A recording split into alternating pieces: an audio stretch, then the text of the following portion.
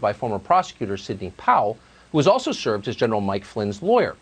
For more than a week, Powell has been all over conservative media with the following story. This election was stolen by a collection of international leftists who manipulated vote tabulating software in order to flip millions of votes from Donald Trump to Joe Biden. The other day on television, Powell said of Trump that when the fraud is finally uncovered, quote, "I think we'll find he had at least 80 million votes." In other words, rigged software stole about 7 million votes in this election. Here's some of what Powell said today about the software.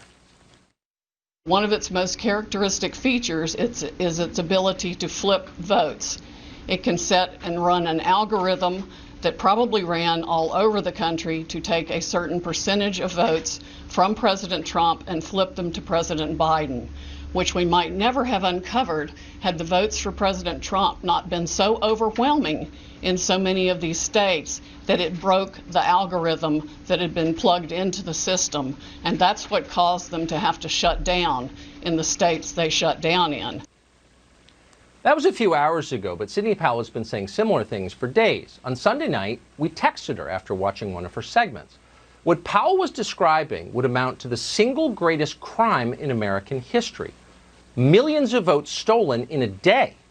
Democracy destroyed. The end of our centuries-old system of self-government. Not a small thing. Now, to be perfectly clear, we did not dismiss any of it. We don't dismiss anything anymore, particularly when it's related to technology. We've talked to too many Silicon Valley whistleblowers. We've seen too much.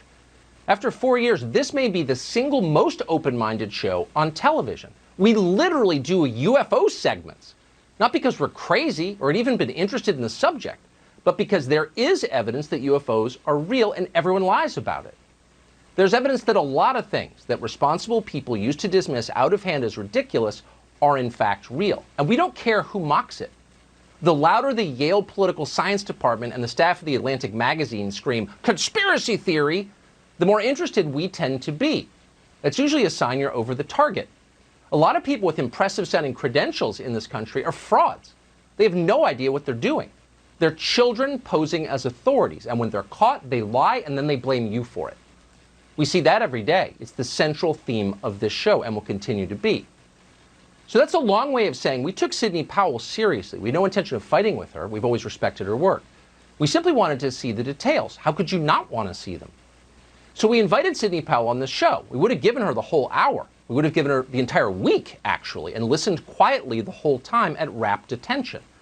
That's a big story. But she never sent us any evidence, despite a lot of requests, polite requests, not a page. When we kept pressing, she got angry and told us to stop contacting her. When we checked with others around the Trump campaign, people in positions of authority, they told us Powell has never given them any evidence either, nor did she provide any today at the press conference. Powell did say that electronic voting is dangerous, and she's right. We're with her there.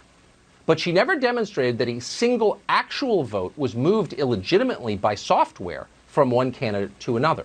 Not one. So why are we telling you this? We're telling you this because it's true.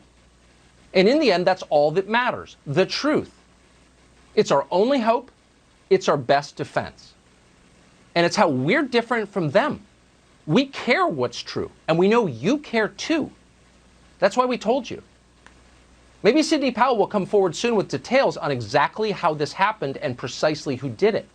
Maybe she will. We are certainly hopeful that she will. What happened with the vote counting this month, and at the polling places in Detroit, and the polling places in Philadelphia, and so much else, actually matters. It matters no matter who you voted for. It matters whether or not you think this election is already over. Until we know the answers to those questions conclusively and we can agree on them, this country will not be united.